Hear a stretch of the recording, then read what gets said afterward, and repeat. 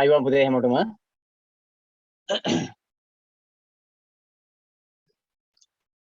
මම ගිය සතියේ කතා කරා පුතේ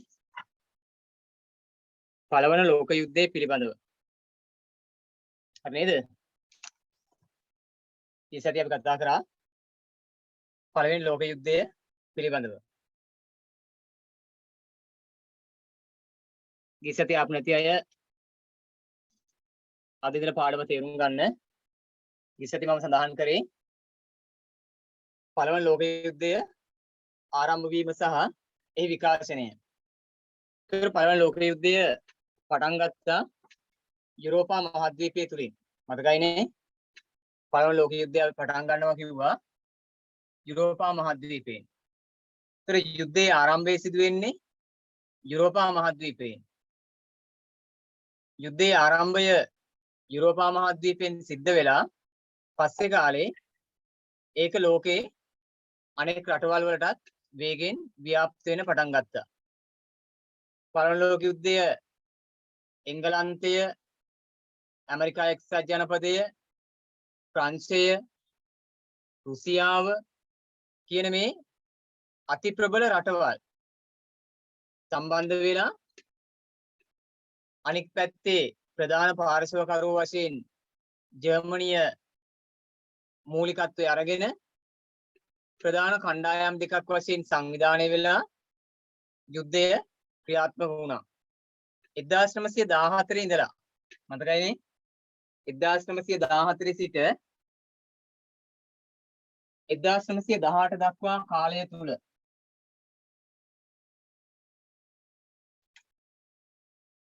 1914 සිට 1918 දක්වා කාල පරිච්ඡේදය තුල ලෝකේ යුරෝපා මහද්වීපයේ ප්‍රබල රටවල් කිහිපයක් යුරෝපා මහද්වීපයේ ප්‍රබල රටවල් කිහිපයක් ප්‍රධාන කණ්ඩායම් දෙකකට සම්බන්ධ වෙලා ප්‍රධාන කණ්ඩායම් දෙකක් හිටිය පුතේ මිත්‍ර බලවතුන් සහ මධ්‍යම බලවතුන් කියලා.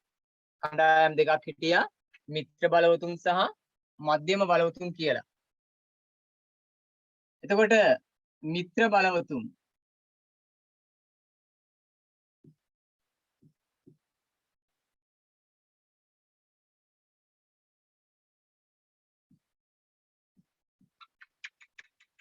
මිත්‍ර බලවතුන් සහ මධ්‍යම බලවතුන් කියලා ප්‍රධාන කණ්ඩායම් දෙකක් මූලිකත්වය අරගෙන මේ යුද්ධය ක්‍රියාත්මක වෙනවා.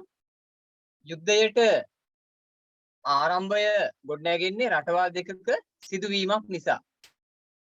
රටවල් දෙකේ සිදුවීම තමයි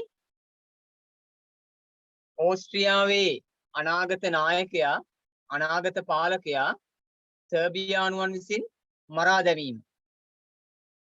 ඕස්ට්‍රියාවේ අනාගත නායකයා ෆර්ඩිනන්ඩ් කුමරු ෆ්‍රාන්ස් ෆර්ඩිනන්ඩ් කුමරු සර්බියානුවන් විසින් මරා දැම්මා සරාජීවෝ එහෙම නැත්නම් සරායේවෝ කියන නගරෙදී. අන්නේ සරාජීවෝ එහෙම නැත්නම් සරායේවෝ නගරෙදී නායකයා මරා දැමීම තමයි ආසන්නතම සාධකයේ බවට පත් වෙන්නේ. එහෙනම් මෙතනදී බලපෑම සාධකයේ තමයි ෆර්ඩිනන්ඩ් කුමරු.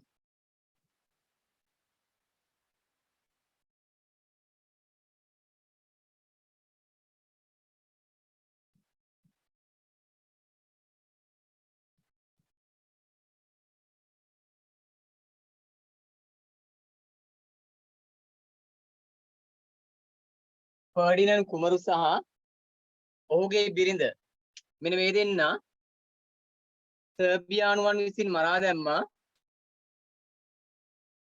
සර්බියානුවන් විසින් මරා දැම්මා සර්බියාවේ සරාජීවෝ එහෙම නැත්නම් සරායේවෝ කියන නගරය තුලදී. ඒ සිදුවීම තමයි යුද්ධයට බලපාපු ආසන්නතම සාධකයේ බවට පත් වෙන්නේ. එතන ඉඳලා යුද්ධය ප්‍රබල රටවල් කිහිපයක් එකට එකතු වෙලා බලවත් ආකාරයෙන් අරගෙන යනවා. නේද? රටවල් කිහිපයක් ප්‍රධාන කණ්ඩායම් දෙකක් බවට පත් වෙලා අති ප්‍රබල යුද්ධයක් ලෙස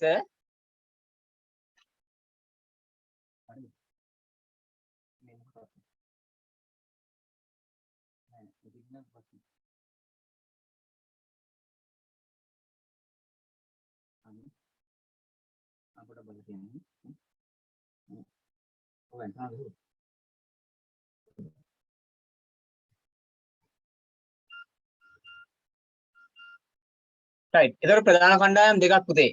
මිත්‍ර බලවතුන් සහ මධ්‍යම බලවතුන්. මේ මිත්‍ර බලවතුන් කියන කණ්ඩායමේ ඉන්නවා ඇමරිකා එක්සත් ජනපදයේ ඉන්නවා, රුසියාවේ ඉන්නවා, බ්‍රිතාන්‍යයේ ඉන්නවා, ප්‍රංශය. මහා බලවතුන් 4 දෙනෙක්. මහා බලවතුන් 4 දෙනෙක් ඉන්නවා. මිත්‍ර බලවතුන් වශයෙන් එකතු වෙලා. කවුද 4 දෙනා ඉන්නේ? ප්‍රංශය. ඊට පස්සේ සෝවියට් රුසියාව.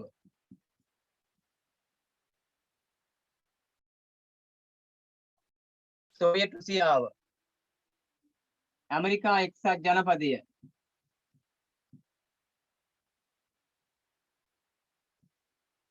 අනිත් එකේ ඉන්නවා බ්‍රිතාන්‍ය. මේ බලවතුන් 4 දෙනෙක්. ඊට අමතරව ඉන්නවා සර්බියාව.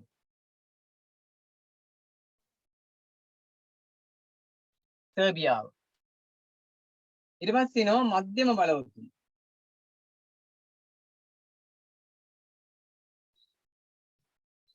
මධ්‍යම බලවතුන් කණ්ඩායමේ ඉන්නවා කවුද? ප්‍රධානියා ඉන්නවා. ජර්මනිය ඉන්නවා. ඊට පස්සේ ඉන්නවා ඕස්ට්‍රියාව.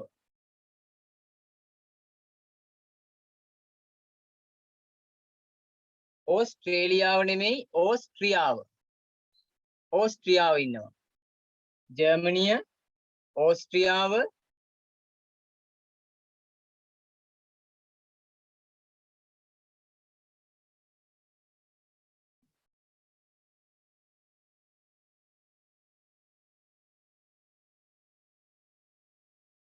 හංගේරියාව, බල්ගේරියාව, ඉතාලියත් ටික කාලයක් හිටියා. ඊට පස්සේ ඉතාලිය අයින් වෙනවා. ඉතාලිය ටික කාලයක් ඉඳලා පස්සේ කාලෙදි ඉතාලිය අයින් වෙනවා. මෙන්න මේ විදිහට කණ්ඩායම් දෙකක්. මිත්‍ර බලවතුන් සහ මධ්‍යම බලවතුන්. ඔයාලගේ පුතේ අච්චු පොතේ පිටු අංකය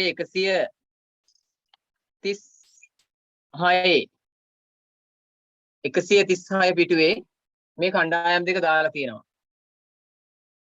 ඒතර ප්‍රධාන කණ්ඩායම් දෙකක් වශයෙන් යුද්ධයේ පාර්ශවකරුවෝ ගොඩ නැගිලා අපි ගිය සතියේ කතා කරපු සාධකවල ප්‍රතිඵලයක් ලෙස ගිය සතියේ අපි කතා කරා යුද්ධයේ බලපාපු සාධක කිහිපයක් යටත් වීම සඳහා වෙච්ච තරඟය ඊට පස්සේ බ්‍රිතාන්‍ය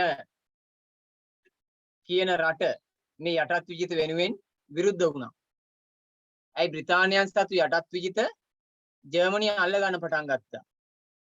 බ්‍රිතාන්‍යයන් සතු යටත් විජිත ජර්මනිය අල්ල ගන්නට කටයුතු කරපු නිසා තමයි බ්‍රිතාන්‍යයකට විරුද්ධව සංවිධානය වෙන්නේ. ඒතර යටත් වී සඳහා වෙච්ච තරඟය. යටත් විජිත පිහිටුවන්න කටයුතු කරන්නේ ජර්මනිය. එයාලා අල්ලගන්නේ බ්‍රිතාන්‍යයන් සතු යටත් විජිත. ප්‍රංශය සතු යටත් විජිත. එනම් ප්‍රධාන සාධකයක් තමයි යටත් විජිත සඳහා වූ තරඟය. තවත් එකක් තමයි සරාජීවෝ සිදුවීම. ෆර්ඩිනන්ඩ් කුමරු මරා දමපු සරාජීවෝ සිදුවීම.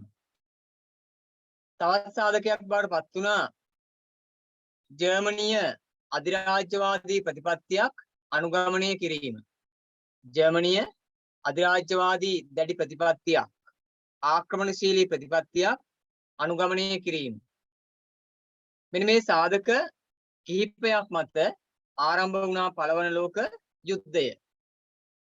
ආරම්භ වෙන්නේ ඕස්ට්‍රියාවයි සර්බියාවයි අතර ප්‍රශ්නය. නමුත් ඒක පැතිරෙන්නේ මහා බලවතුන් අතරේ. හරිනේ? ඒක ආරම්භ වෙන්නේ ඕස්ට්‍රියාවයි සර්බියාවයි අතර ප්‍රශ්නයක් ලෙස. හැබැයි ඒක පස්සේ කාලේ ප්‍රබල අර්බුදයක් බවට පත් වෙනවා. අනිත් රටවලුත් ඒකට මැදිහත් වෙච්ච නිසා. අනෙක් රටවල් ටිකත් ඒකට මැදිහත් වෙච්ච නිසා ඒක ප්‍රබල අර්බුදයක් බවට පත් වෙනවා. right. චූටි මාතෘකාවක් දාන්න පුතේ මෙහෙම. පළවන ලෝක යුද්ධයේ ප්‍රධාන පාර්ශව. චූටි මාතෘකාවක් දාන්න. පළවන ලෝක යුද්ධයේ ප්‍රධාන පාර්ශව.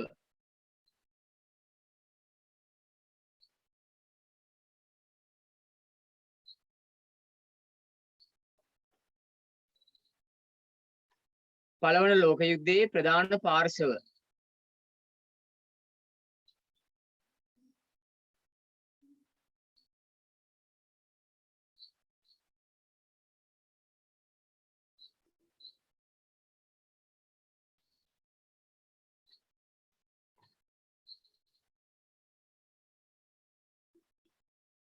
පළවන ලෝක යුද්ධයේ ප්‍රධාන පාර්ශව. පාර්ශව කියලා දාලා පුතේ ලියන්න.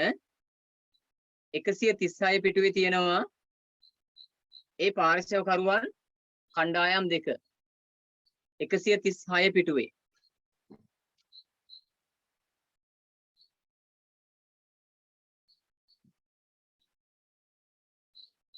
එකසිය 36 පිටුවේ තියෙනවා ඒ ප්‍රධාන පාර්ශව කණ්ඩායම් දෙක. අන්න මේ දෙක ලියා ගන්නකෝ.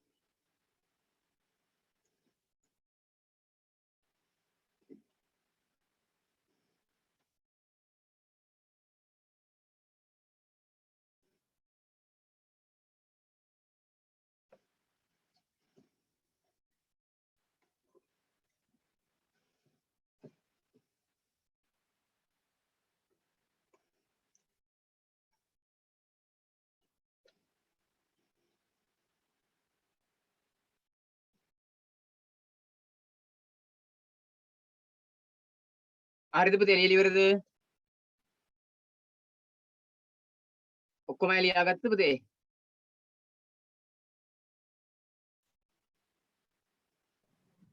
සර් පොඩ්ඩක් ඉන්න.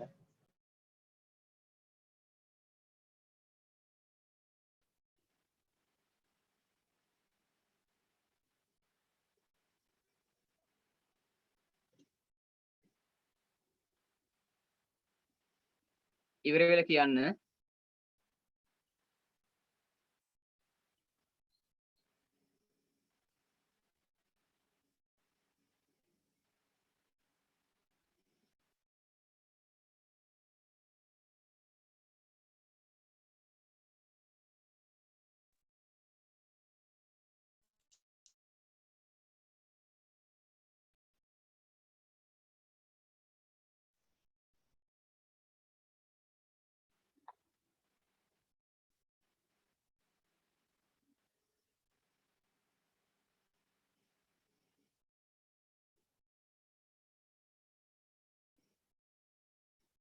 හරිද පුතේ?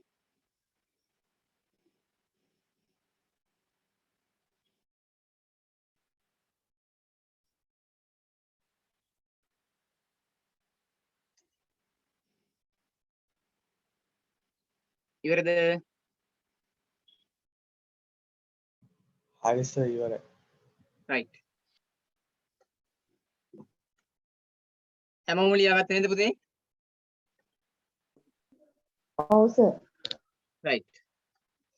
ඒ ටික පැහැදිලිද?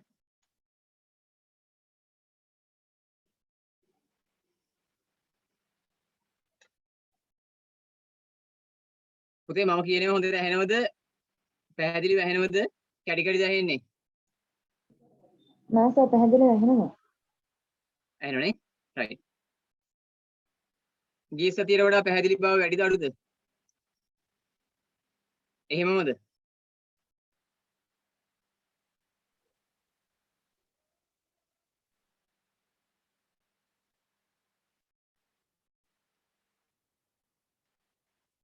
right. දැන් පුතේ හැමෝම පෙරලගෙන ඉන්න 136 පිටුව 136 පිටුව පෙරලගෙන ඉන්න පුතේ මම ඒ ටික කියලා දෙන හොඳට තේරුම් ගන්න. හරිනේ? 136 පිටුව පෙරලගෙන ඉන්න. දැන් පුතේ අපි කතා කරේ පළවන ලෝක යුද්ධයට බලපාපු සාධක සහ ඒකේ සමාජික රටවල්. ඒ යුද්ධයට සමාජිකත්වයේ ගත්ත කණ්ඩායම් දෙකක් බවට පත්වෙච්ච රටවල් කිහිපය. ඒ අය ඔක්කොම කිසියම් හේතුවක් මත කිසියම් හේතු සාධකයක් මත තමයි මේ යුද්ධයට අවතීර්ණ වෙන්නේ. ඒතර යුද්ධයේ ප්‍රධාන කණ්ඩායම තමයි ඕස්ට්‍රියාවයි සර්බියාවයි. මේකේ ප්‍රධාන දෙන්න තමයි ඕස්ට්‍රියාවයි සර්බියාවයි. ඊට පස්සේ මේකට රටවල් කිහිපයක් එකතු වෙනවා. ඒ එකතු වෙන්නේ ඔවුන්ට විවිධ ගැටලු ඇති වෙච්ච නිසා. ගැටලු ඇති වෙන්නේ මෙහෙමයි. දැන් යුද්ධ ප්‍රකාශ කරනවා ඕස්ට්‍රියාව විසින් සර්බියාවට එරෙහිව. ඕස්ට්‍රියාව විසින් සර්බියාවට එරෙහිව යුද්ධ ප්‍රකාශ කරනවා. ඒ වෙලාවේ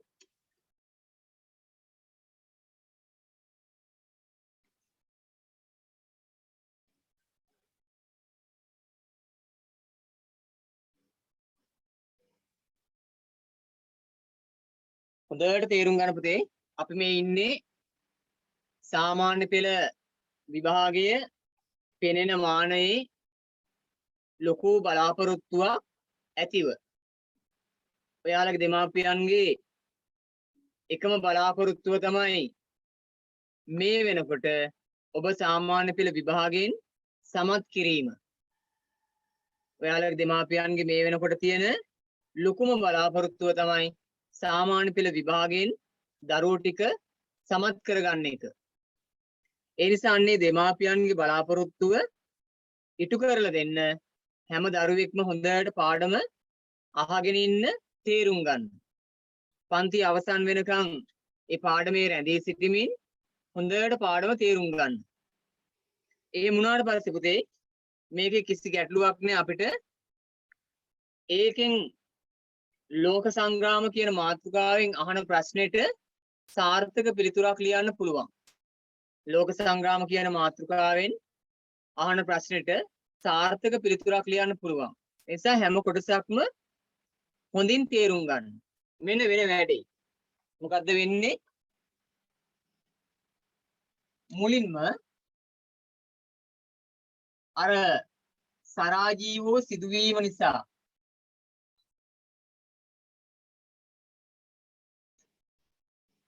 ඕස්ට්‍රියාව විසින්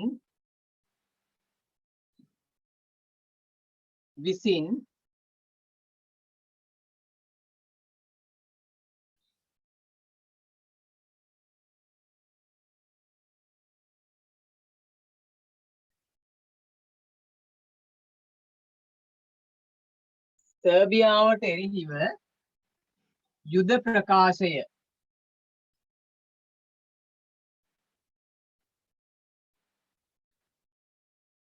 ඕස්ට්‍රියාව විසින් සර්බියාවට එරෙහිව යුද ප්‍රකාශ කරනවා. ඊට පස්සේ වෙනව වැඩක් මොකද්ද? සර්බියාව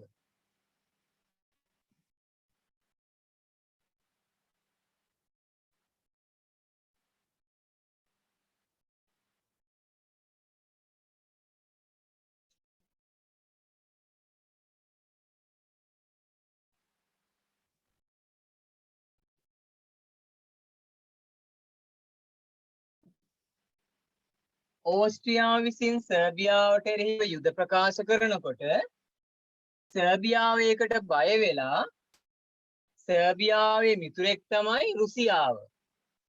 රුසියාවෙන් ආධාර පතන සහාය ඉල්ලනවා.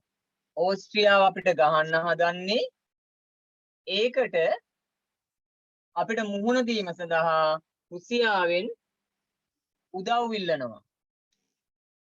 ඒ වෙනකොට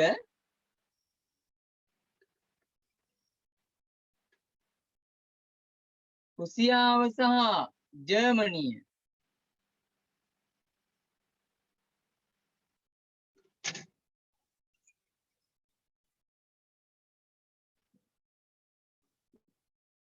ඒ වෙනකොට රුසියාවයි ජර්මනියයි මිතුරු දෙන්නේ. රුසියාවයි ජර්මනියයි මිතුරු දෙන්නේ. ජර්මනිය මොකද කරන්නේ?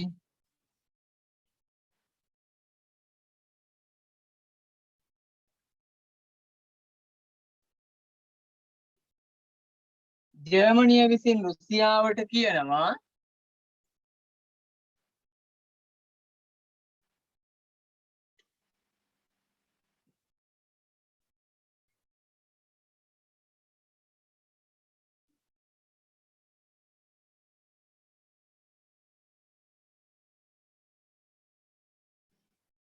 ජර්මනිය විසින් රුසියාවට කියනවා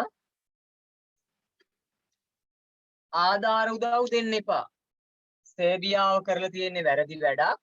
ඒ නිසා ආධාර උදව් එහෙම දෙන්න එපා. ඒ වුණත් රුසියාව උදව් කරන්න කැමති වුණා.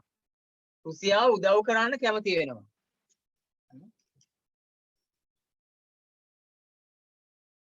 ඒත් රුසියාව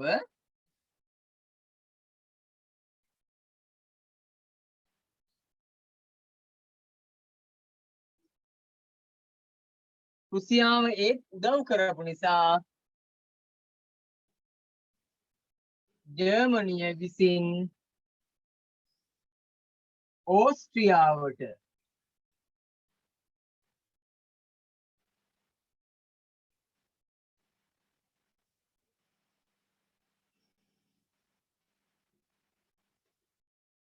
ඒත් රුසියාව උදව් කළ නිසා ජර්මනිය විසින් ඕස්ට්‍රියාවට උදව් කරනවා. ජර්මනිය විසින් ඕස්ට්‍රියාවට උදව් කරන්න පටන් ගත්තා. උදව් කරන්න පටන් ගත්ත නිසා ජර්මනිය විසින් ඕස්ට්‍රියාවත් එක්ක එකතු වෙලා සර්බියාවටයි රුසියාවටයි දෙන්නටම පහර දෙන්නට තීරණය කරනවා. රුසියාවට එරෙහිව ජර්මනිය සංවිධානය වෙනවා. ජර්මනිය රුසියාවට එරෙහිවත් සංවිධානය වෙනවා.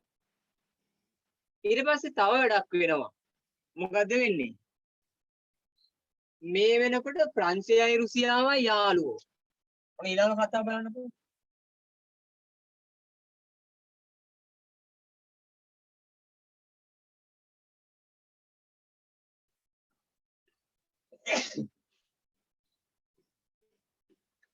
මේ වෙනකොට ප්‍රංශයයි රුසියාවයි මිතුරු දෙන්නේ.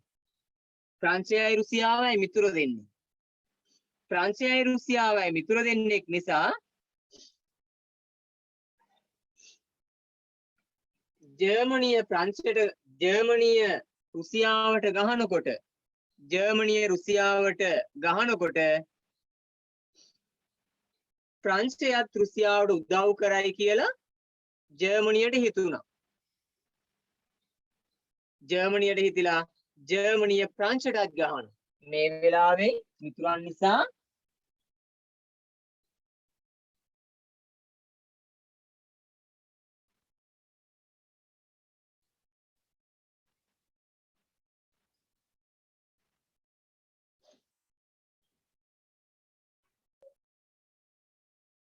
ප්‍රංශය රුසියාවට උදව් කරાવી කියලා. උදව් කරයි යන සැකය මත ජර්මනිය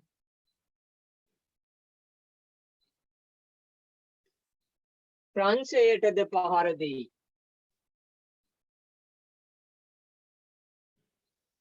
ජර්මනිය ප්‍රංශයටත් ගහනවා. ඒතර ජර්මනිය හැම අවස්ථාවෙම ප්‍රධාන මැදිහත් කරුව වෙනවා. ජර්මනිය ප්‍රංශයට ගහනවා.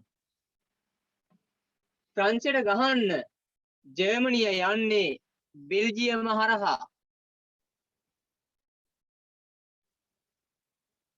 බෙල්ජියම හරහා ගිහිල්ලා තමයි ප්‍රංශයට ගහන්නේ. ඒ වෙලාවේ බ්‍රිතාන්‍ය කල්පනා කරා මේ ජර්මනිය කරන වැඩේ ආරක්ෂාවට ලොකු ප්‍රශ්නයක්. ආරක්ෂාවට ලොකු ප්‍රශ්නයක් කියලා හිතලා බ්‍රිතාන්‍ය ජර්මනියට එරෙහිව සංවිධානය වෙනවා. මේ වෙලාවේ බ්‍රිතාන්‍යත්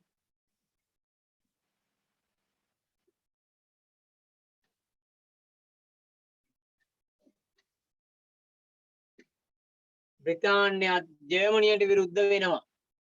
මේ යුද්ධයට සම්බන්ධ වෙනවා ජර්මනියට විරුද්ධව. ඒකට හේතුව තමයි මොකද්ද? ප්‍රංශයයි බ්‍රිතාන්‍යය අතරත් මිත්‍රත්වයක් තියෙනවා. ප්‍රංශයයි බ්‍රිතාන්‍ය අතර මිත්‍රත්වයක් තියෙන නිසා ප්‍රංශයට ගහනකොට බ්‍රිතාන්‍යනුත් ඒකට මැදිහත් වෙනවා ජර්මනියට එරෙහිව. බ්‍රිතාන්‍යත් ජර්මනියට විරුද්ධ වෙනවා. ඒකට හේතුව තමයි මොකද්ද?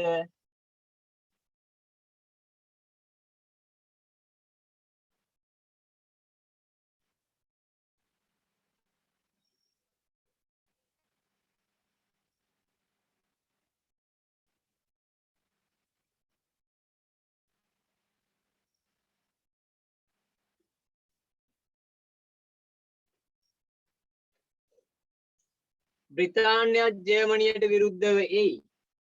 ඒකට හේතුව තමයි ප්‍රංශයට පහර දෙන විට බ්‍රිතාන්‍ය යන මිතුරාද ඊට විරුද්ධ වීම.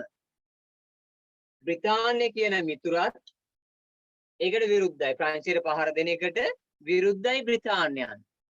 ඒ නිසා බ්‍රිතාන්‍යයන් සහ ප්‍රංශය එකතු වෙලා ජර්මනියට පහර දෙනවා.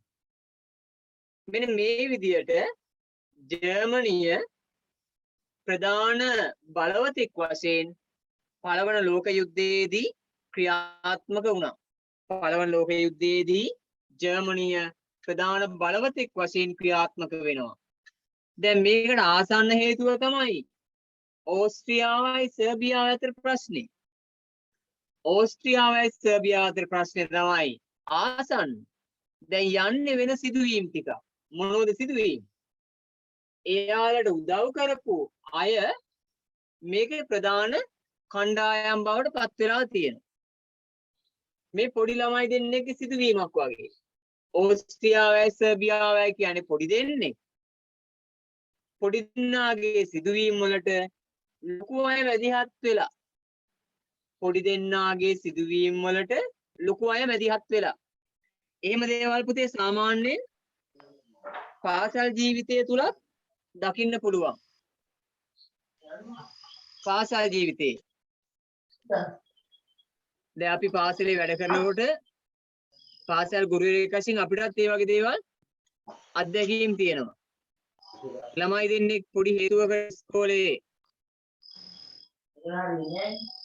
මොනවා හරි ගැටලුමක් ඇති කරගත්තාම ඉස්කෝලේ ළමයි දෙන්නෙක් ඇති කරගන්න ප්‍රශ්නය අපේ පුතෙක්ගේ පුතේ මයික් එක ඔන් වෙලා තියෙනවා.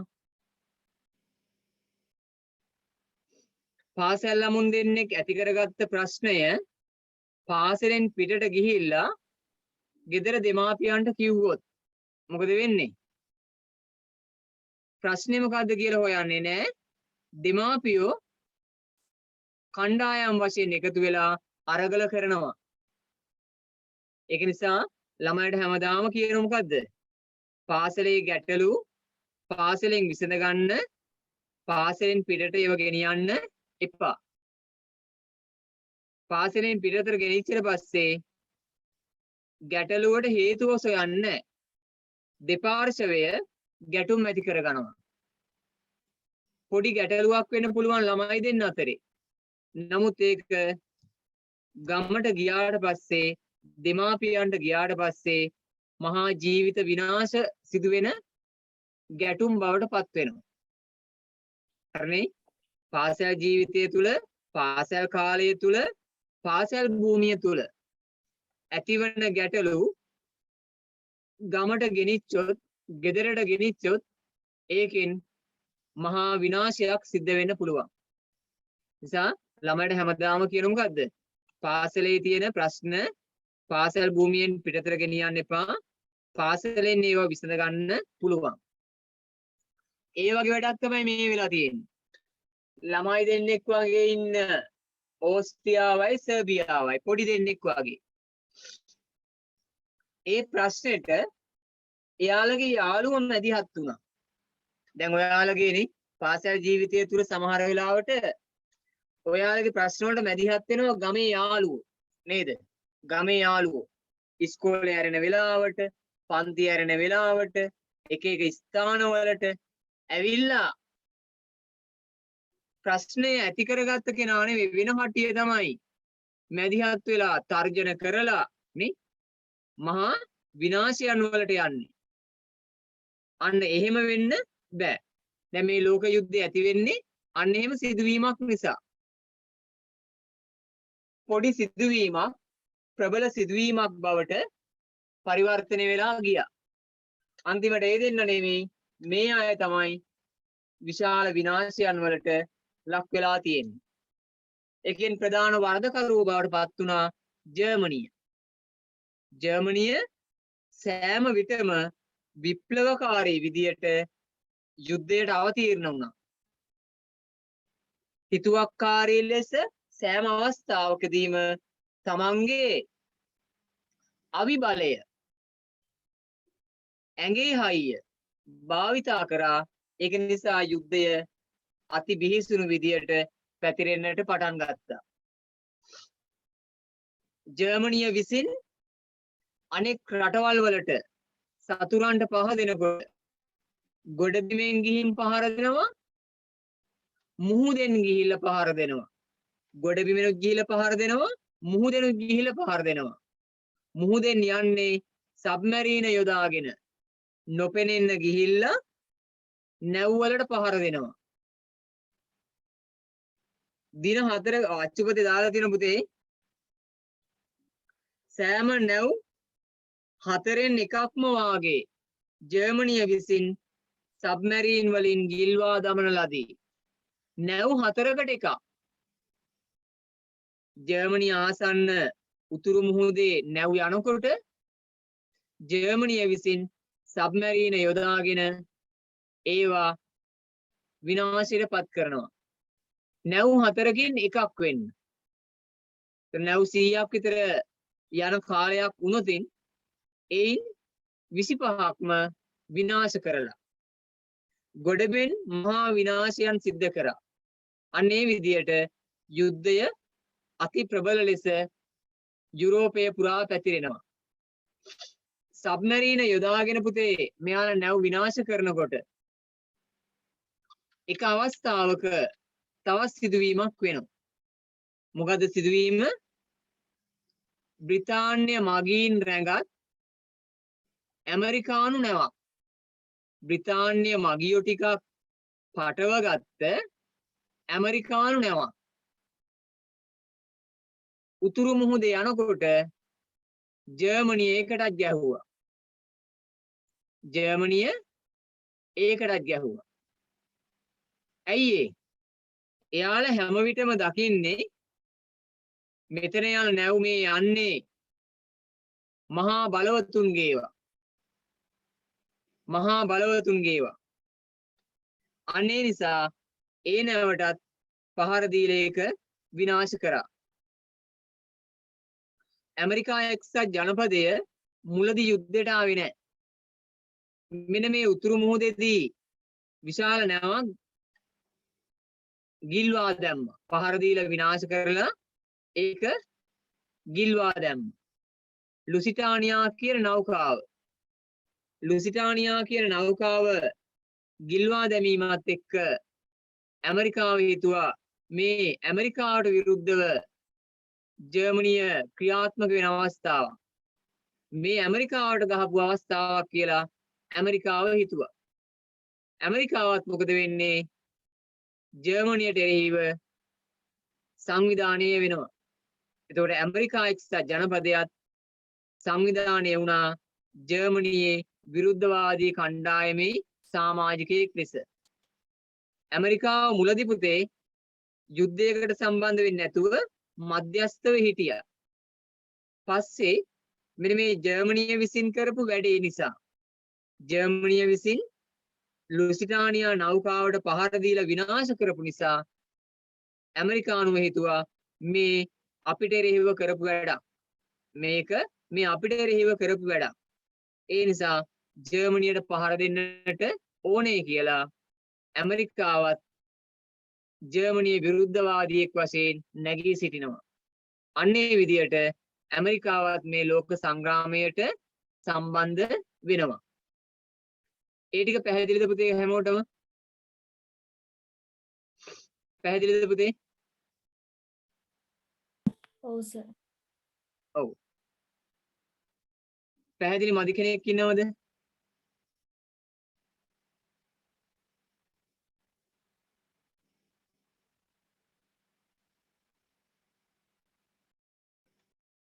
අපි ලියමු චූටි මාතෘකාවක්.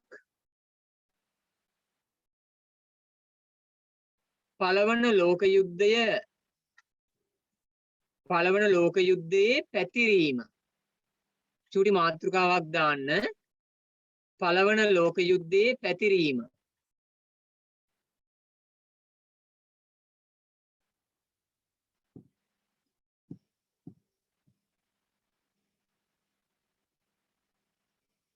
පළවන ලෝක යුද්ධයේ පැතිරීම.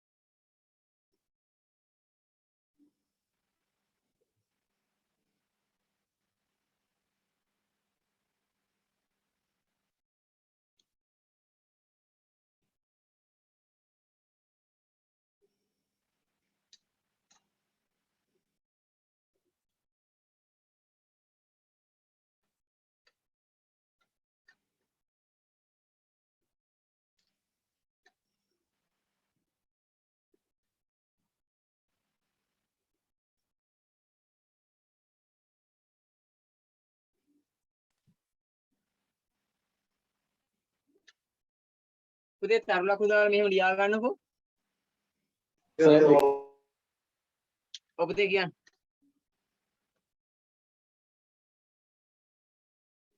කියන්න පුතේ.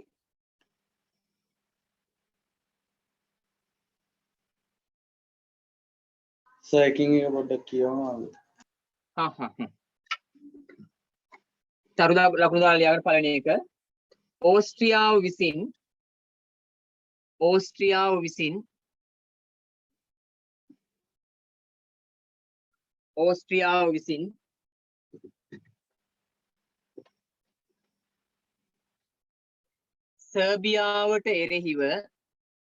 සර්බියාවට එරෙහිව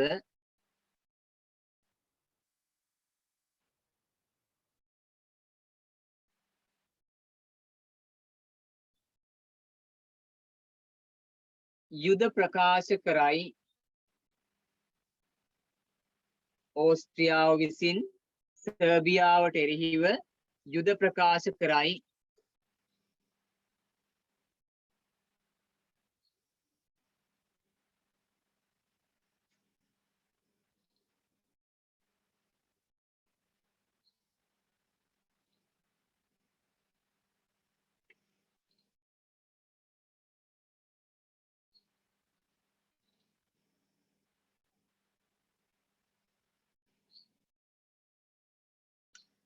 දෙවෙනි එක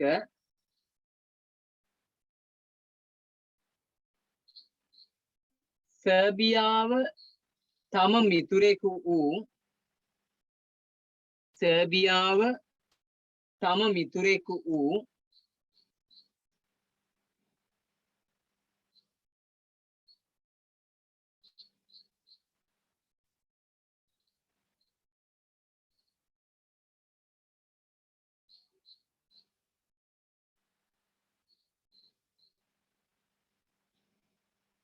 රුසියාවෙන් ආධාර පතයි.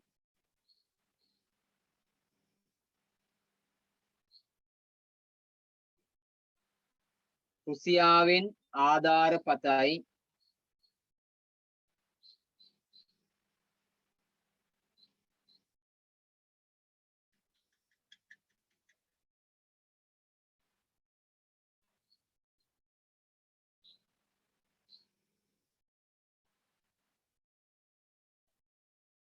ආධාර පතයි.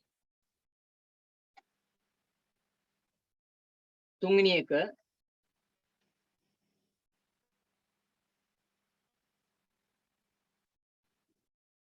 රුසියාව සහ ජර්මනිය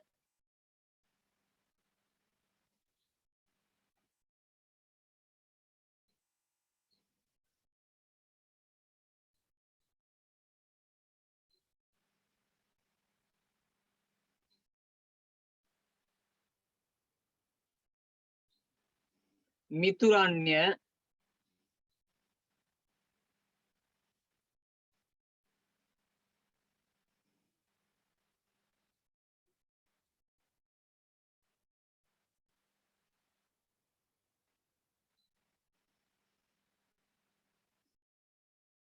රුසියාව සහ ජර්මනිය මිතුරන්ය.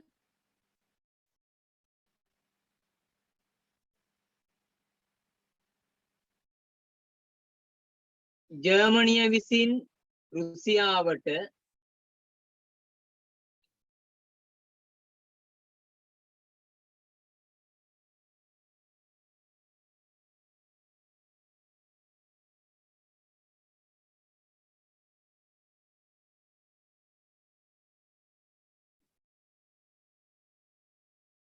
මෙසේ උදව් නොකරන ලෙස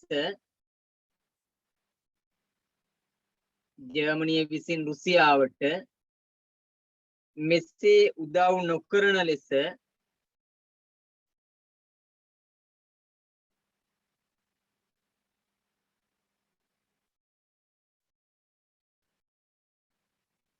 මෙසේ උදව් නොකරන ලෙස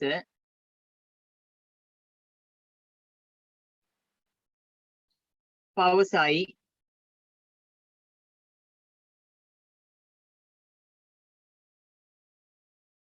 පවසයි.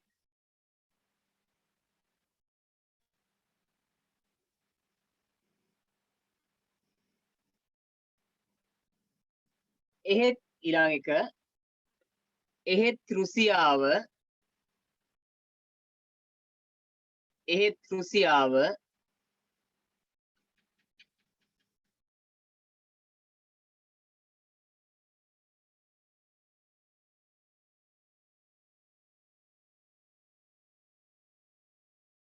එහෙත් රුසියාව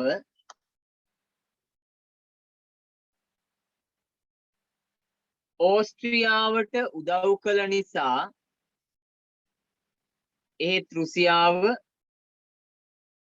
ඕස්ට්‍රියාවට නේ පුතේ සර්බියාවට සර්බියාවට මුලින් නම් පොඩ්ඩක් ඕස්ට්‍රියාවට කියන්න. පුතේ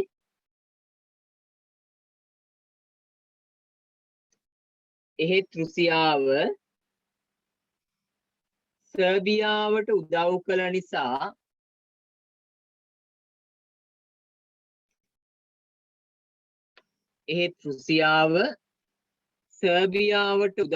නිසා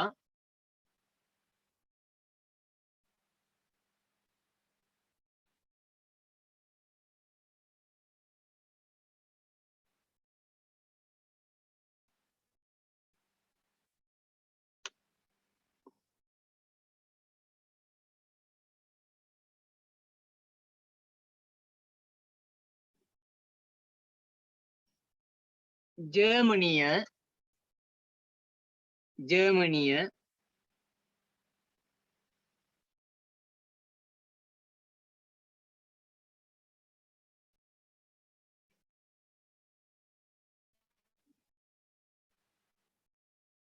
ඕස්ට්‍රියාවට උදව්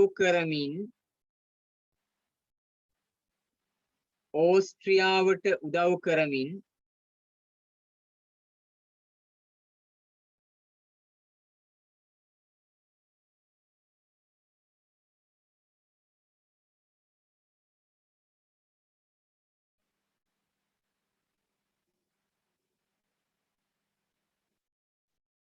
ඕස්ට්‍රියාවට උදව් කරමින්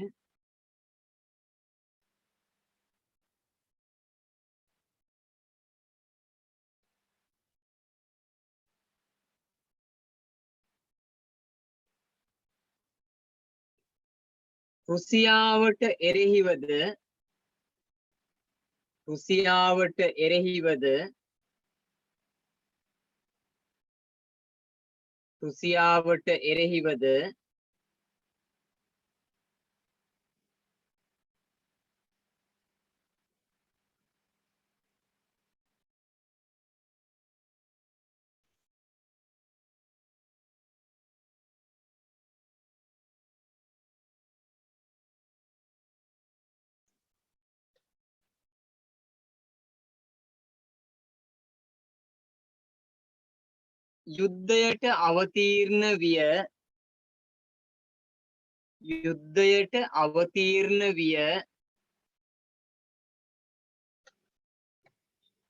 යුද්ධයට අවතීර්ණ විය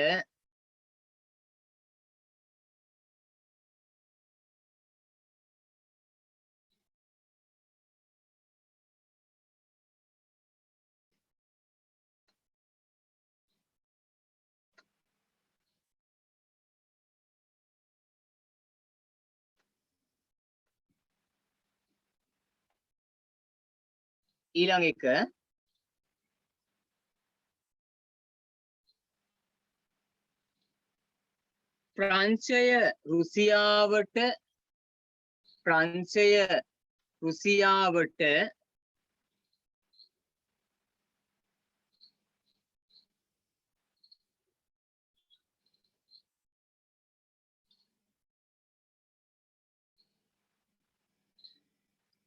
ප්‍රංශය රුසියාවට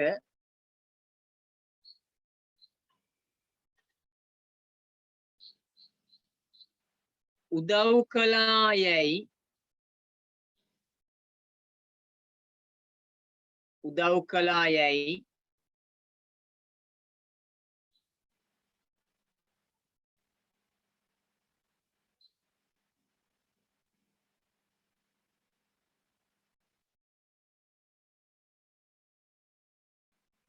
සැකය මත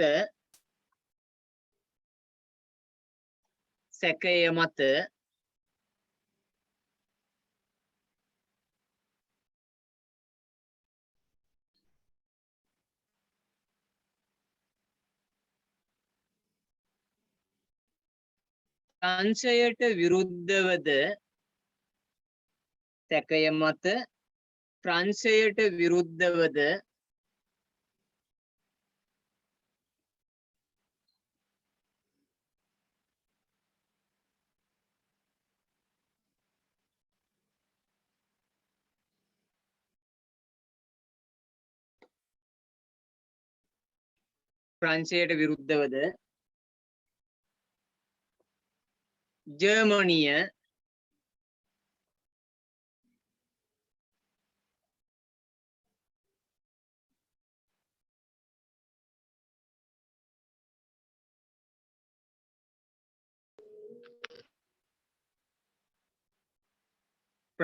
විරුද්ධවද ජර්මනිය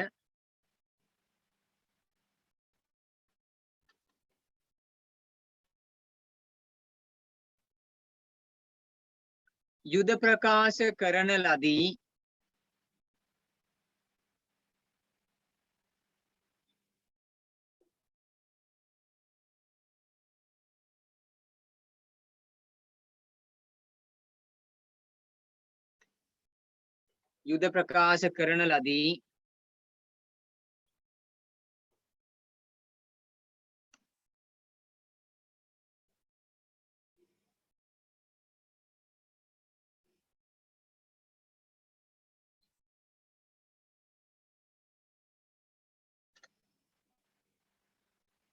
ඊළඟ එක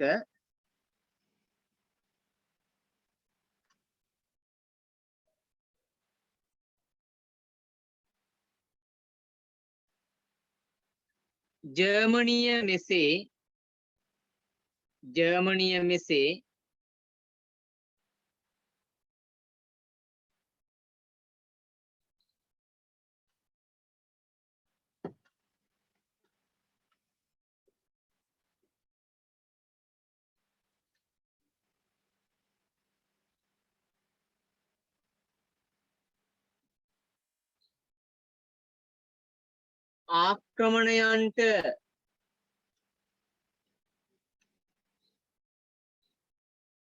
ආක්‍රමණයන්ට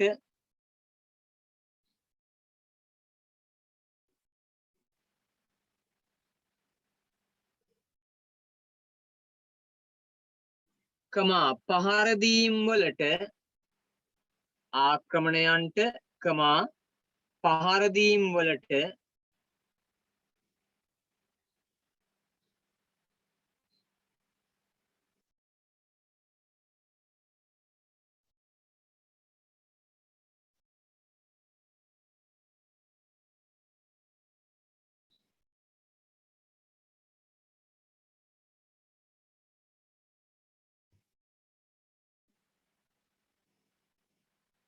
හිතුවක්කාරී ලෙස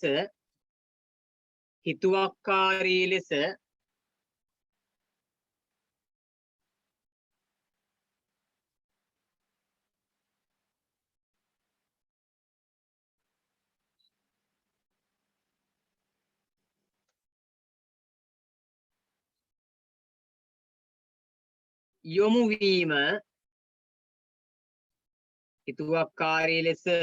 වීම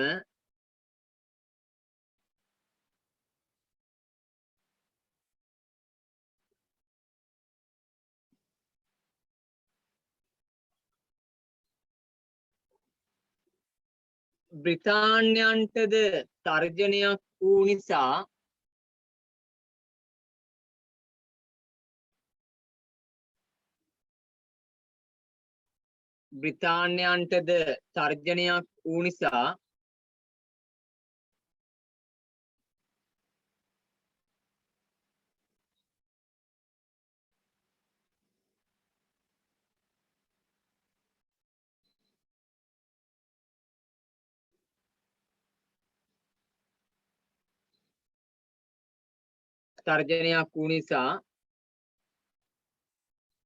ජර්මනියට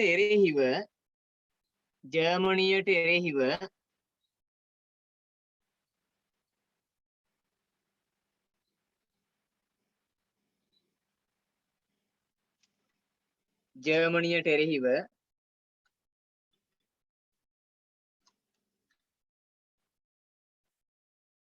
බ්‍රිතාන්‍යයන්ද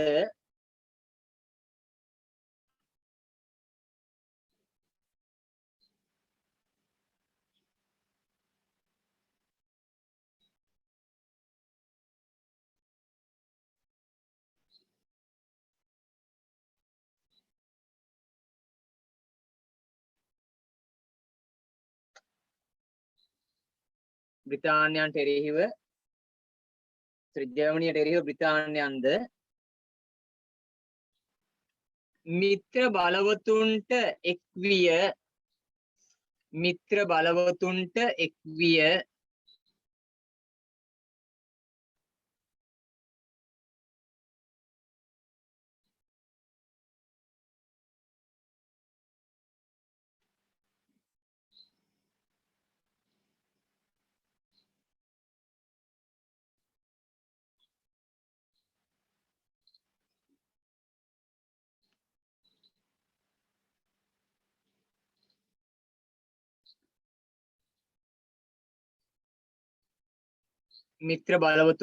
එක්විය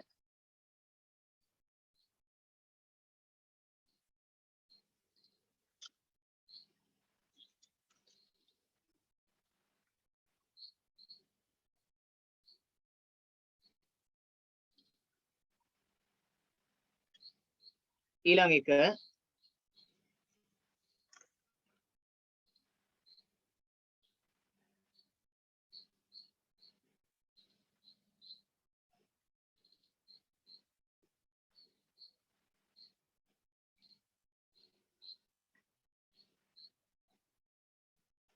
ඇමරිකා එක්සත්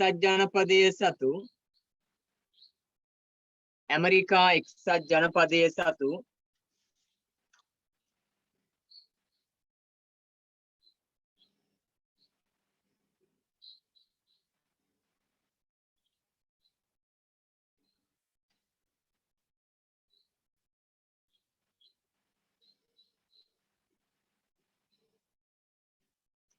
ඇමරිකා එක්සත් ජනපදයේ සතු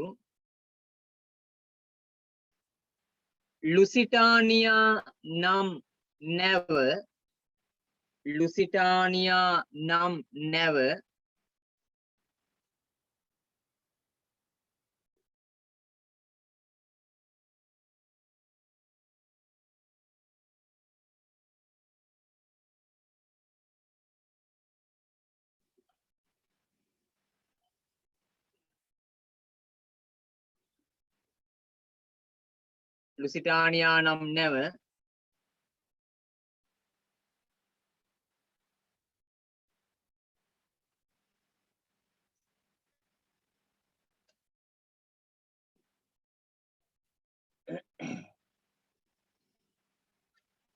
ජර්මානුවන් විසින්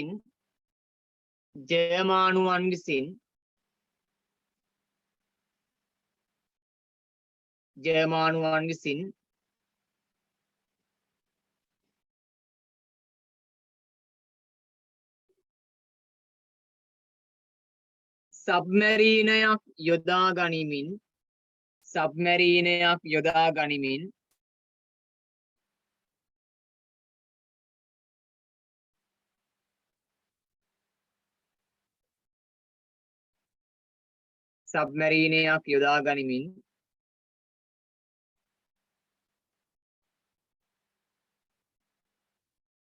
උතුරු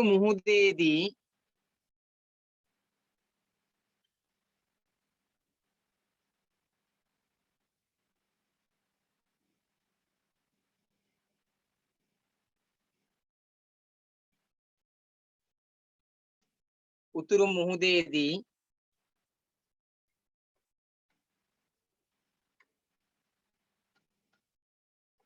ගිල්වා දැමීම නිසා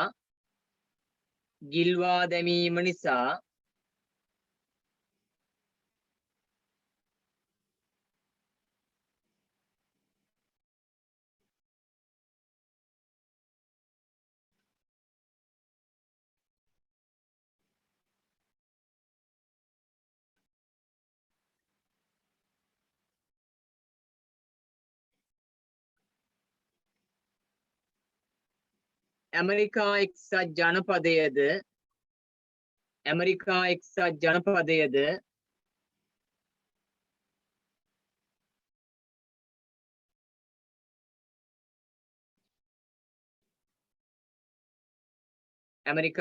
ජනපදයද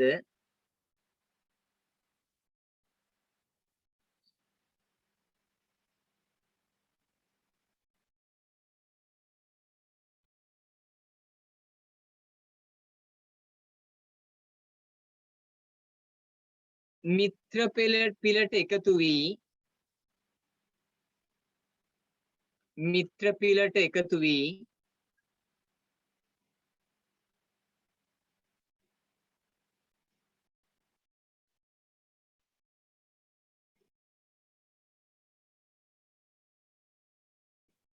යුද්ධය බලවත් කරන ලදී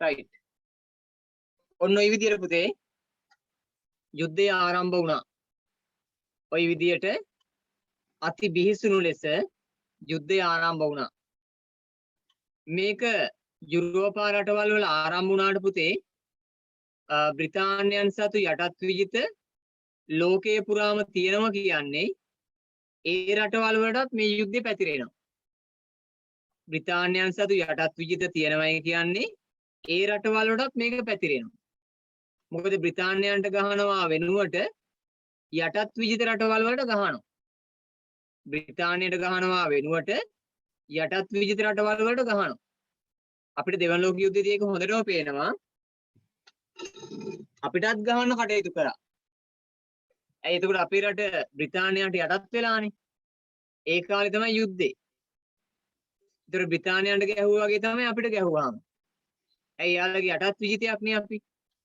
ඔන්න ඒ විදියට ප්‍රබල නායකයෝ ජර්මන් ප්‍රංශය රුසියාව බ්‍රිතාන්‍ය ඇමරිකා එක්සත් ජනපදය ප්‍රබලතම නායකයෝ එක කණ්ඩායමක් ප්‍රබලතම නායකයෝ 4 දෙනෙක් එක කණ්ඩායමක් වෙලා ප්‍රංශයයි රුසියාවයි බ්‍රිතාන්‍යයයි ඇමරිකා එක්සත් ජනපදයයි අනිත් පැත්තේ ඉන්නේ ජර්මනිය විතරයි බලවත්තේ බලවතා වශයෙන් ඉන්නේ ජර්මනිය විතරයි තව ටිකක් බලවතෙක් වශයෙන් හිටියා ඉතාලිය හැබැයි ආ ටික දවසකින් අයින් වෙනවා චුට්ටක් හරි බලවතෙක් වශයෙන් ඉඳියේ ඉතාලිය එයා ටික දවසකින් අයින් වෙනවා එතකොට බලවතා වශයෙන් ඉන්නේ එක්කෙනයි ජර්මනිය විතරයි අනිත් රටවල ඔක්කොම පොඩි රටවල්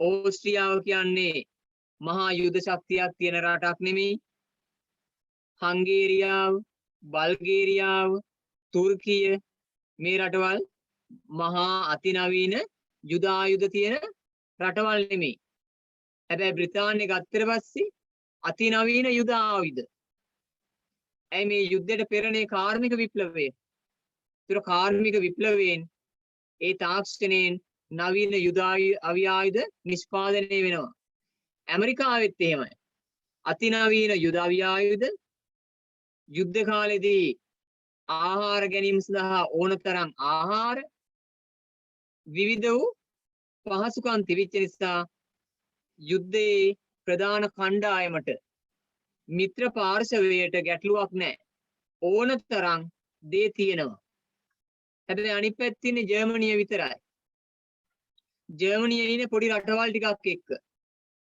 ඒ නිසා යාළගේ ආර්ථිකය බිඳ වැටෙනවා ජර්මනිය දිගින් දිගටම පහර දීම නිසා ජර්මනියටත් ගහනවා අනිත් රටවල් ජර්මනියට අනිත් රටවල් ගහනකොට ජර්මනියේ ආර්ථිකය බිඳ වැටෙනවා වෙළඳපොළ බිඳ වැටෙනවා ආහාර නිෂ්පාදනය අඩු වෙනවා විදේශ වෙළඳ ගනුදෙනු ඔක්කොම නතර වෙනවා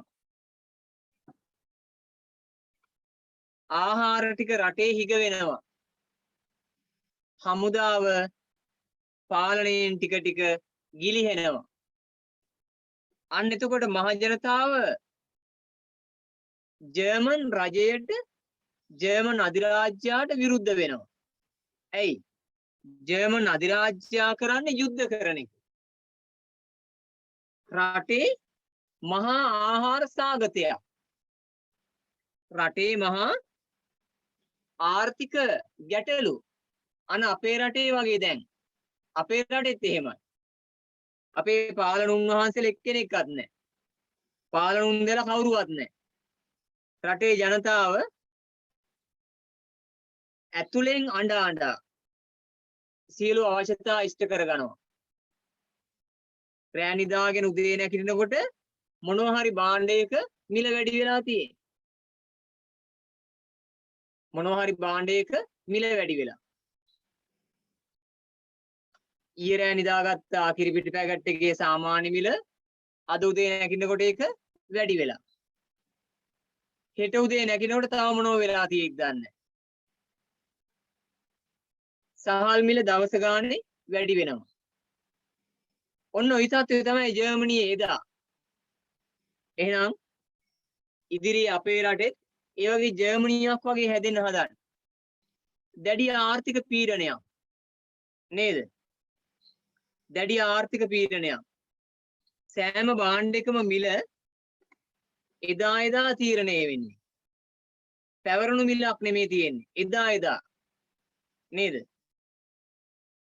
සැලසුම් හදාගෙන වෙළඳපොළට ගිහිල්ලා වැඩක් නැහැ දවස ගානේ මිල ගණන් වල වෙනස් වීම වේගවත් ලෙස සිදු වෙනවා එතකොට පුතේ ඔන්න ඔය තත්ත්වය අද අපේ රටේ තත්ත්වය තමයි එදා ජර්මනියේ භාණ්ඩවල මිල අසීමිත ලෙස වැඩි වුණා භාණ්ඩ හිගයක් ආවා ආහාර ද්‍රව්‍ය ටික සපය ගන්න හැකියාවක් උනේ නැහැ. එහෙම වෙනකොට ජනතාව රජයට එරෙහිව සංවිධානය වෙනවා.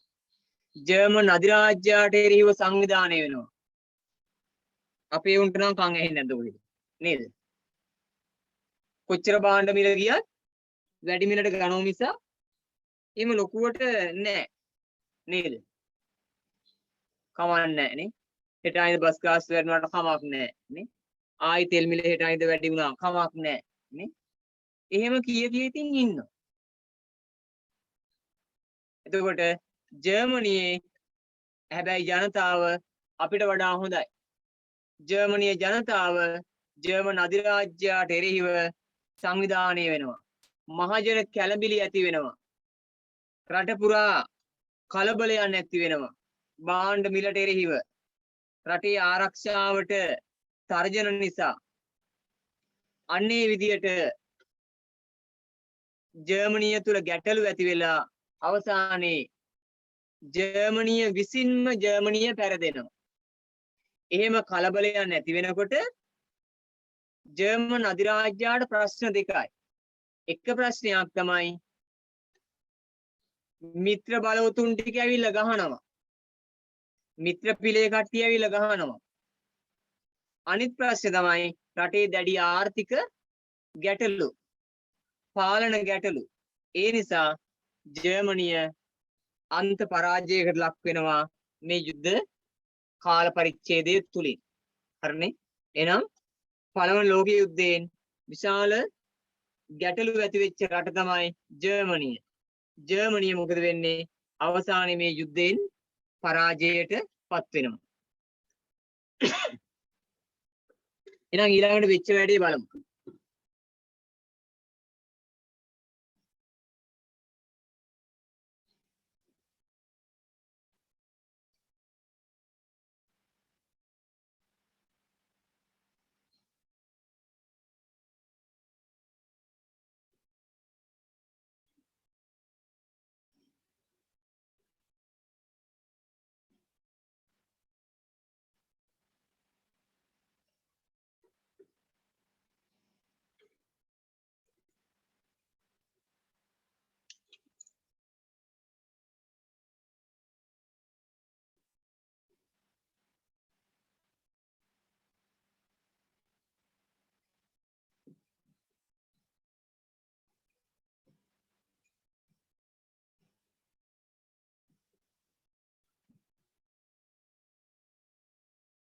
මිත්‍ර පිළ විසින් දිගින් දිගටම එල්ල කළ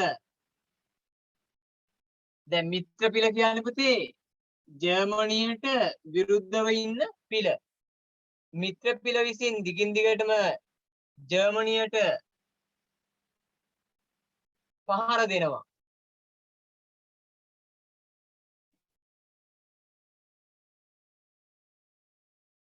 මිත්‍ර පිළ විසින් ජර්මනියට, ජර්මනිය කියන්නේ මධ්‍යම බලවතුන් කණ්ඩායම.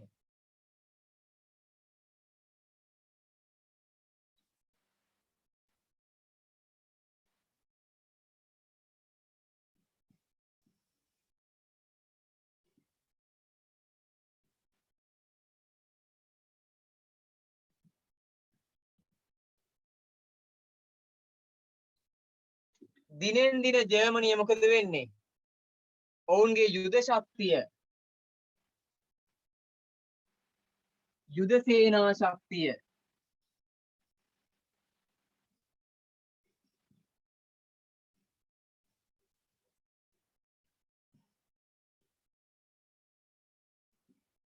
යුද සේනා ශක්තිය එන්නෙන්නම දුර්වල වෙනවා. යුද සේනා ශක්තිය දුර්වල වෙනවා. තව වැඩක් වෙනවා මොකද්ද?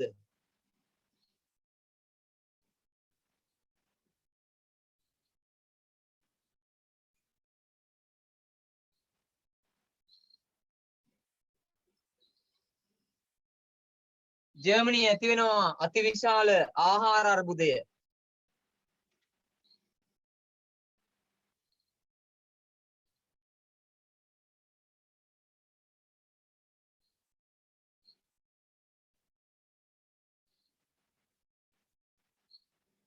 හමුදාවගේ කලබලකාරී ගැටලු ආහාර අර්බුදය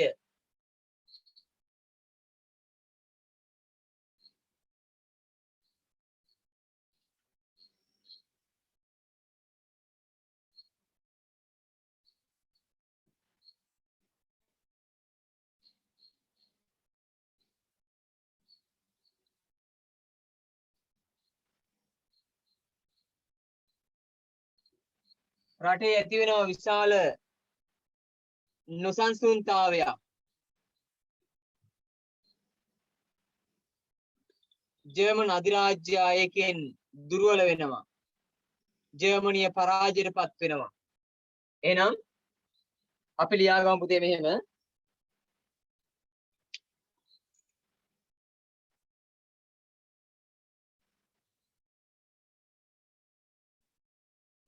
පුතේ මැසේජ් එක පොඩ්ඩක් කියවන්නකෝ. මම දැක්කේ නෑ ඒක.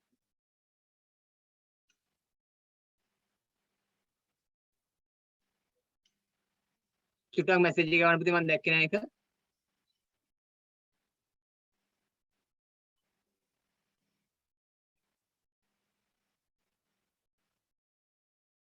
අපි ලියාගමු මෙහෙම. ලියන්න.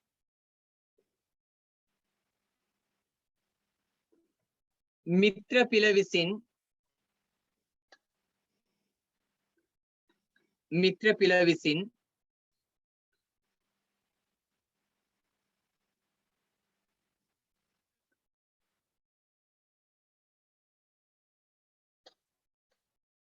වඩාත්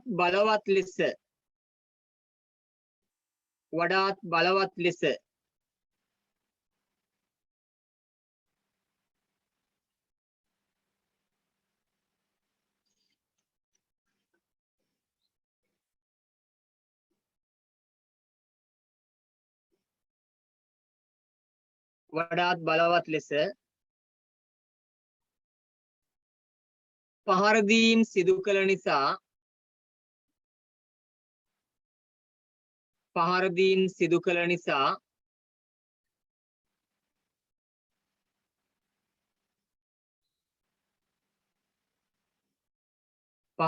සිදු කළ නිසා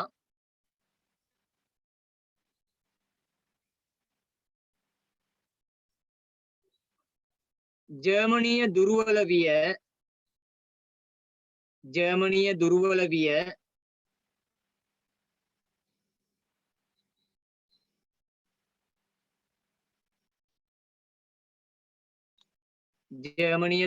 විය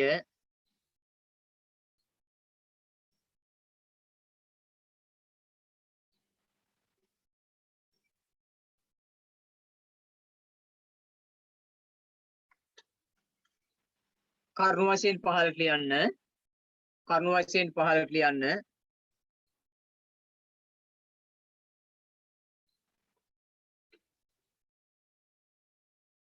ජර්මන් යුද සේනා ශක්තිය දුර්වල වීම පහළට ලියන්න.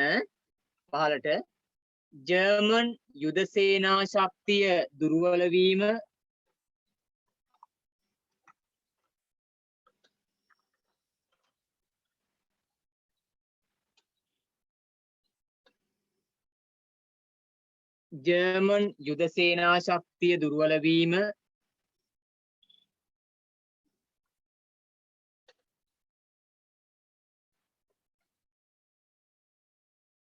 දෙවෙනි එක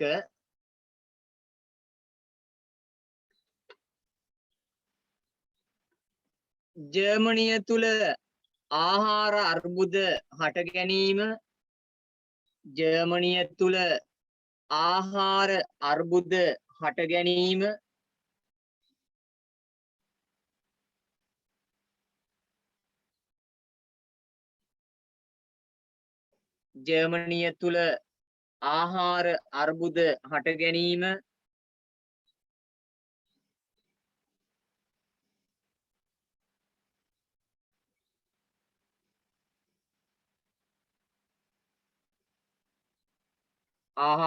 හට ගැනීම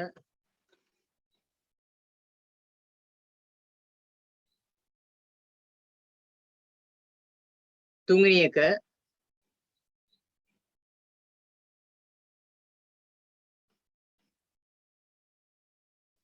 හමුදාවගේ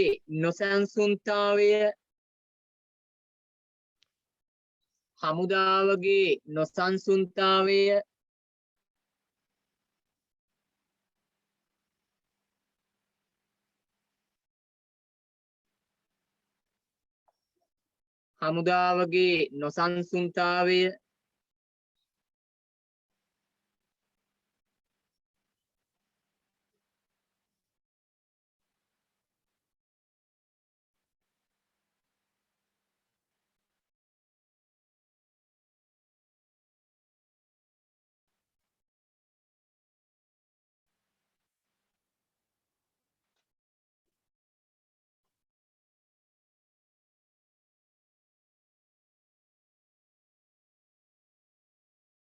ඊළඟ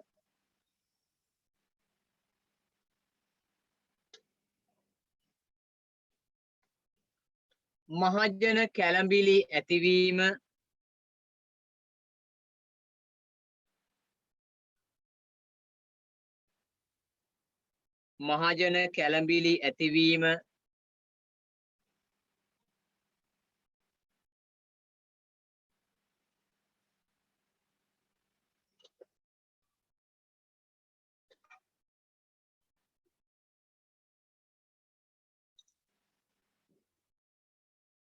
ඊළඟ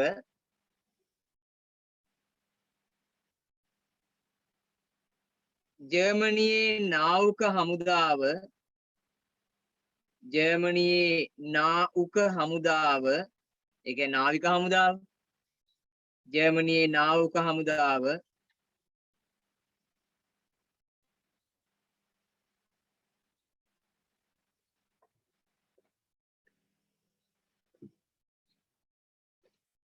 කැරලි ගසා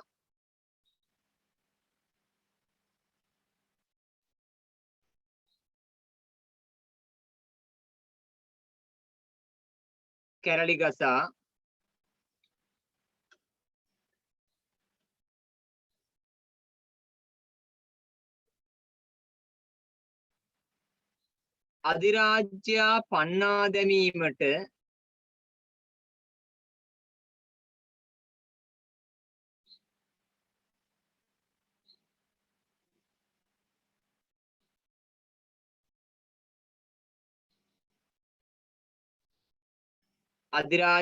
පන්නා දැමීමට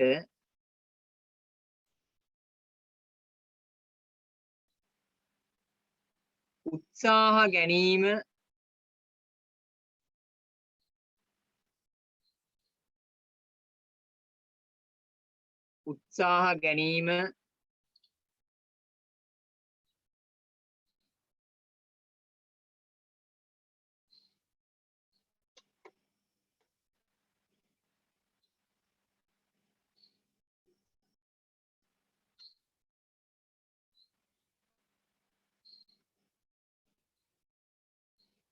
ඊළඟ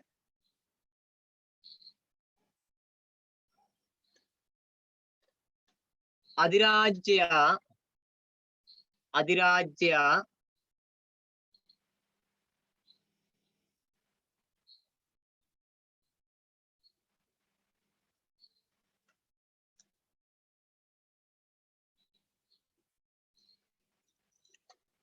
සිහසුන අතහැරීම ඒ කියන්නේ තමන්ගේ පාලනය සිහසුන අතහැරීම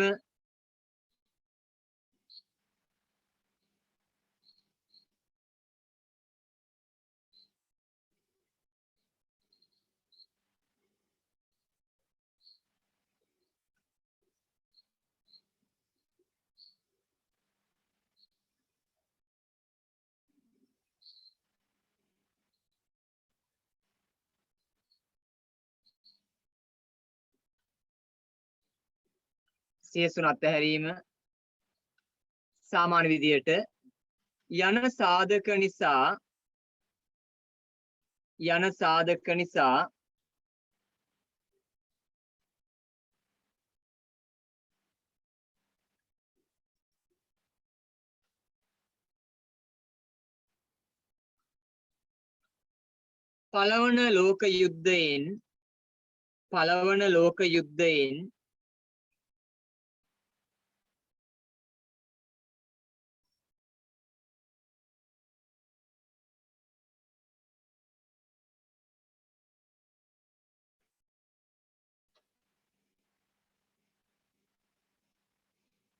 පළවන ලෝක යුද්ධයෙන්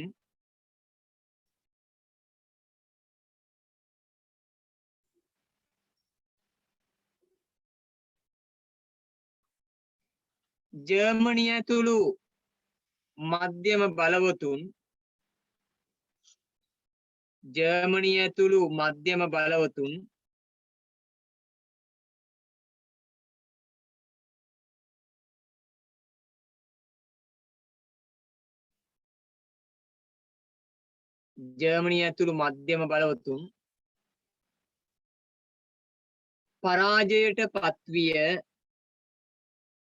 පරාජයට පත්විය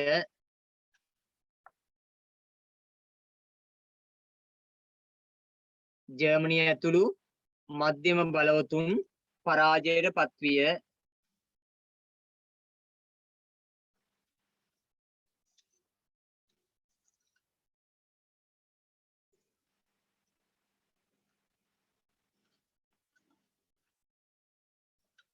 right දැන් පුතේ ඔන්න ඔය විදියට පළවන ලෝක යුද්ධය තුලින් ජර්මනිය පරාජයට පත් වෙලා මිත්‍ර බලවතුන් මිත්‍ර බලවතුන් කණ්ඩායම මිත්‍ර පිලේ කණ්ඩායම ජයග්‍රහණය කරනවා ජර්මනිය ප්‍රධාන මධ්‍යම බලවතුන් කණ්ඩායම ඒකෙන් අතිවිශාල විනාශයක්ද සහිත පරාජයක් ලැබුවා ඒ නිසා මේ යුද්ධය 1914 ඉඳලා 18 දක්වා විශාල විනාශයන් ඒ රටවල් වලට විතරක් නෙමෙයි ලෝකේ ගොඩාක් රටවල් වලට ඇති කරමින් ක්‍රියාත්මක වෙච්ච යුද්ධයක් බවට පත් වුණා. මේ යුද්ධයෙන් එතකොට අපිට ලැබෙනවා ප්‍රතිඵල ටිකක්. යුද්ධයෙන් අති බිහිසුණු අවාසනාවන්ත ප්‍රතිඵල ගොඩක් උදා වෙනවා. යුද්ධයේ දෙපාර්ශවයෙන්ම විශාල ජීවිත ප්‍රමාණයක් මේකෙන් විනාශයටපත් වෙනවා. ජීවිත මිය යාම, ජීවිත ආබාධිතයන් බවට පත්වීම කියන අති බිහිසුණු අවාසනාවන්ත සිදුවීමක් ලෝකය තුල ඇති වෙනවා. යුරෝපය තුල ඒක වැඩියෙන් දකින්න පුළුවන් වුණා. එහෙනම් ජීවිත සහ දේපල විශාල වශයෙන් පරිහානියට පත්වීම, විනාශයට පත්වීම. ජර්මනිය පරාජයට පත්වීමත් එක්ක ජර්මනියේ සියලු දේ අහිමි වීම, සියල්ලම විනාශයට පත් වුණා. අපිට මතකයි මම ගිය සතියේ කතා කරා පළවන ලෝක යුද්ධයට බලපෑව හේතුවක් තමයි ඇල්සාස් සහ ලොරේන් කියන ප්‍රශ්නය. මතකයි නේද? ඇල්සාස් සහ ලොරේන්. එතකොට ඇල්සාස් සහ ලොරේන් කියන්නේ ප්‍රංශයේ සතු ප්‍රදේශයක්. ඒක අල්ලගත්ත ජර්මනිය. පළවන ලෝක යුද්ධයට පෙර ඇල්සාස් සහ ලොරේන් කියන ප්‍රදේශය අල්ලගත්ත ජර්මනිය.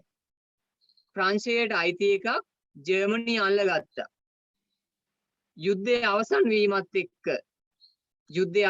වීමත් එක්ක ඒ ඇල්සාස් සහ ලොරේන් කියන ප්‍රදේශ දෙක යලි මොකද කරේ? ප්‍රංශයට අයිති වෙනවා. ඇල්සාස් සහ ලොරේන් කියන ප්‍රදේශ දෙක ජර්මනිය විසින් බලෙන් අල්ලගත්තා. යුද්ධයෙන් පස්සේ ඒක යලි මොකද වෙන්නේ? ප්‍රංශයට අයත් වෙනවා. අන්න යුද්ධේ නැති වෙච්ච තවත් ප්‍රතිඵලයක්. යුද්ධය නිසා විශාල විනාශයක් සිදු වෙච්ච රටවල් වලට වන්දි ගෙවන්නට ගිවිසුමක් ගහනවා. යුද්ධයෙන් විනාශයටපත් වෙච්ච රටවල් ටිකට වන්දි ගෙවන්නට ගිවිසුමක් ගහනවා. ඒ givisumට කියනවා වර්සායි givisum. එහෙම නැත්නම් වර්සෙල්ස් givisum කියලා. වර්සායි එහෙම නැත්නම් වර්සෙල්ස් givisum. ඒ givisum තුලින් ජර්මනියට කියනවා ජර්මනිය තමයි මේ යුද්ධය කරේ. ඒ නිසා විනාශ වෙච්ච රටවල් වලට වන්දි ගෙවන්න ඕන ජර්මනිය විසින්. දැන් යුද්ධය බලවත් කළේ ජර්මනිය. යුද්ධෙන් පෙරදුනේ ජර්මනිය. ඒ නිසා මිත්‍රපිලේ කට්ටිය කියනවා ජර්මනිය නිසා තමයි යුද්ධේ පටන් ගත්තේ. ඒ නිසා විනාශ වෙච්ච රටවල් ටික ගොඩනගන්නට ජර්මනිය වන්දි ගෙවන්නට ඕන. අන්න පෙරදිච්ච ජර්මනියට සිදු වෙනවා යලි වන්දි ගෙවීමක් සිදු කරන්න. ඒක මේ යුද්ධයේ නැති වෙච්ච ප්‍රතිඵලයක්. ඊට පස්සේ යුද්ධය මේ විදියට නිමා කරන්නේ නායකයෝ එකතු වෙලා සංවිධානයක් පිහිටුවලා ඇමරිකා එක්සත් ජනපදය, බ්‍රිතාන්‍ය, ප්‍රංශය මේ කට්ටිය එකතු වෙලා පිහිටුවා ගත්ත සංවිධානයක්. ඒකට අපි කියනවා ජාතීන්ගේ සංගමය. ජාතීන්ගේ සංගමය කියන සංගමය පිහිටුවලා තමයි කිව්වේ යුද්ධ කරන්න තහනම් ආයි. යුද ගැටුම් ඇති කිරීම තහනම්. යුද්ධය කරපු අයම යුද ගැටුම් ඇති කරන්න තහනම් කියලා දැන් ජාතීන්ගේ සංගමය කියන සංවිධානයක් පිහිටෙව්වා. එනම් මෙන්න මේ යුද්ධේ නැති වෙච්ච ප්‍රතිවිපාකයක් තමයි පුතේ ජාතීන්ගේ සංගමය බිහිවීම. ජාතීන්ගේ සංගමය බිහිවීම. යටත් වෙලා ඉඳපු රටවල් වලට ටිකක් නිදහස ලැබෙනවා. ජර්මනිය යටත් කරන් ඉඳපු රටවල් ටික ජර්මනිය පෙරදුනාට පස්සේ නිදහස් වෙනවා. ඒන් ටිකක් හැබැයි බ්‍රිතාන්‍යයන් අල්ල ගන්නවා. ටිකක් රටවල් නිදහස් වෙනවා. ටිකක් රටවල් බ්‍රිතාන්‍යයන් විසින් අල්ල ගන්නවා. අන්න ඒ විදිහට යුද්ධයෙන් ප්‍රතිඵල යහපත්ව වගේම අයහපත්වත් ඇති කරනවා.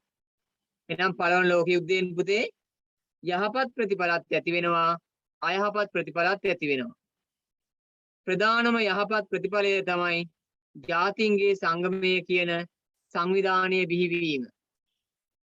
ඇමරිකානු ජනාධිපති වුඩ්රෝ විල්සන් කියන නායකයාගේ මූලිකත්වයෙන් ආරම්භ වුණා මේ ජාතීන්ගේ සංගමය.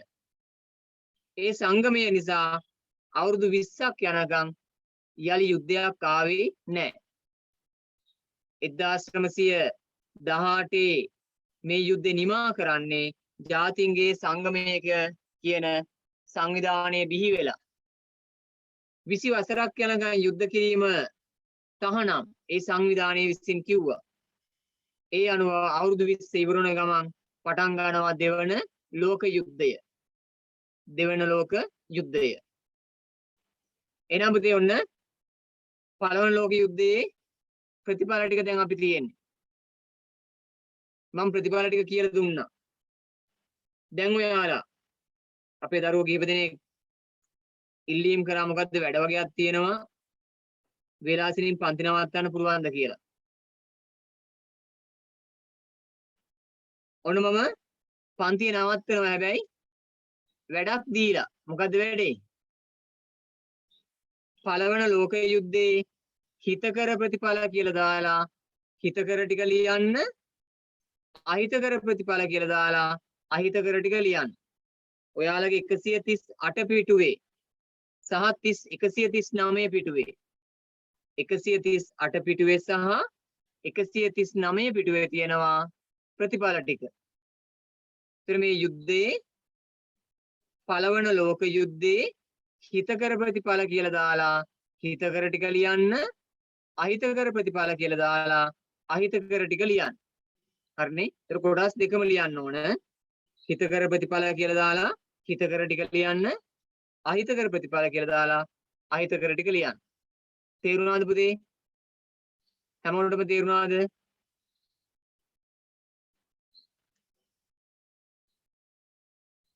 හරි නේද?